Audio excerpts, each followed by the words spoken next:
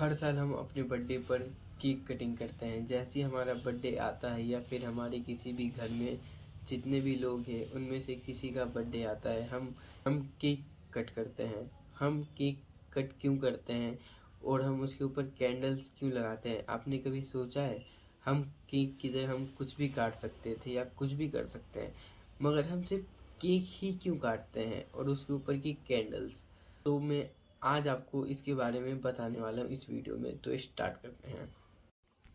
तो सबसे पहले केक कटिंग का कॉन्सेप्ट एशियंट ग्रीस में देखा गया था। वहाँ के लोग पहले मून गॉडेस आर्टेमिस की पूजा करते थे।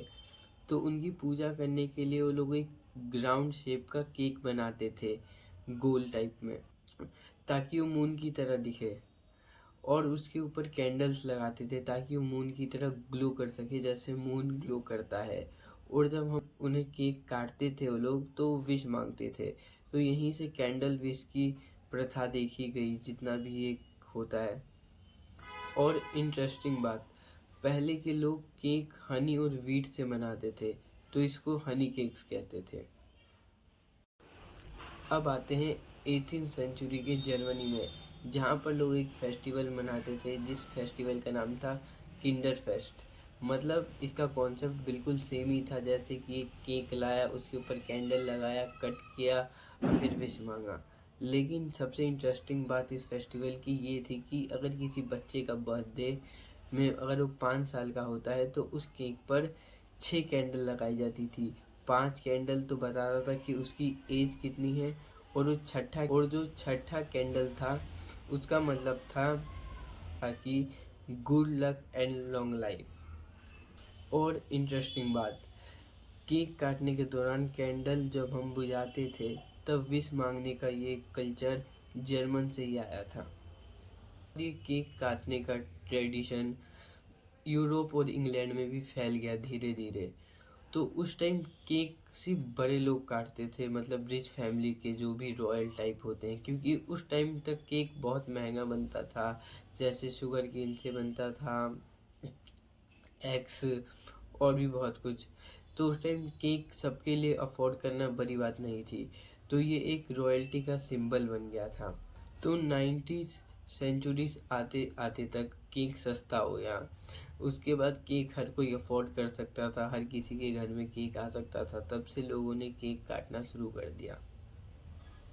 तो उस टाइम जो राजा रानियां सोती थी, तो उस टाइम की एक रानी थी क्वीन विक्टोरिया। तो उस टाइम पर वाइट आइसिंग केक फेमस हुआ करता था। इसका मतलब था कि जो भी ये केक लाएगा वो बहुत ज़्यादा रिच विच कहलाएगा, और ये एक सेलिब्रेशन का सिंबल की तरह माना जाता था। तो ये ट्रेडिशन धीरे धीरे फैलते फैलते अमेरिका में भी चला गया।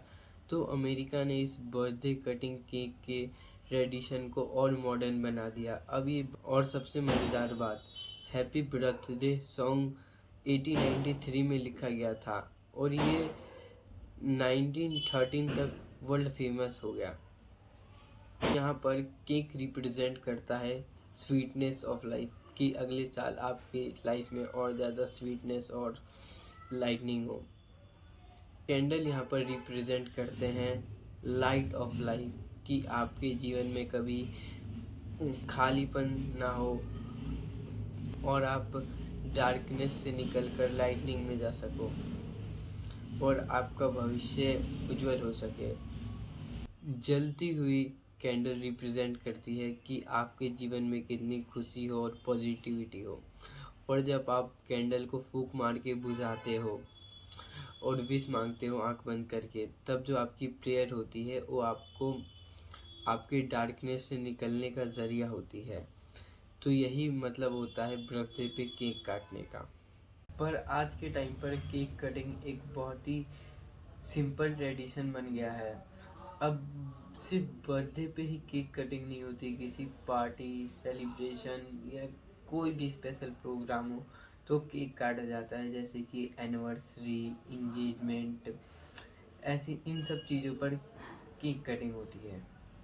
और आजकल के सोशल मीडिया ने भी बर्थडे को और केक कटिंग को बहुत ज़्यादा बढ़ावा दिया है।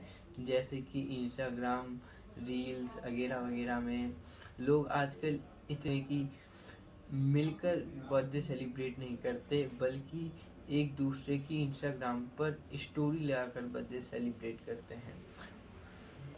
पर हर एक केक कटिंग के पीछे का एक मैसेज होता है, celebrate your life with enjoy. तो आप लोग जब भी अपना बर्थडे सेलिब्रेट करो और केक कट करो, तो हमेशा याद रखना है कि ये केक काटना बस एक ट्रेडिशन नहीं है, ये एक एशियंट ग्रीस से आई हुई ट्रेडिशन है जो अभी आपके घर में है और आप केक काट के इंजॉय करते हैं। तो बस मेरा मैसेज यही था, अपने बर्थडे को सेलिब्रेट करो, इंजॉय करो, और हाँ, अकेले मत रहा करो, कभी कभार अपना बर्थडे भी सेलिब्रेट कर लिया करो। तब तक के लिए साइनिंग आउट।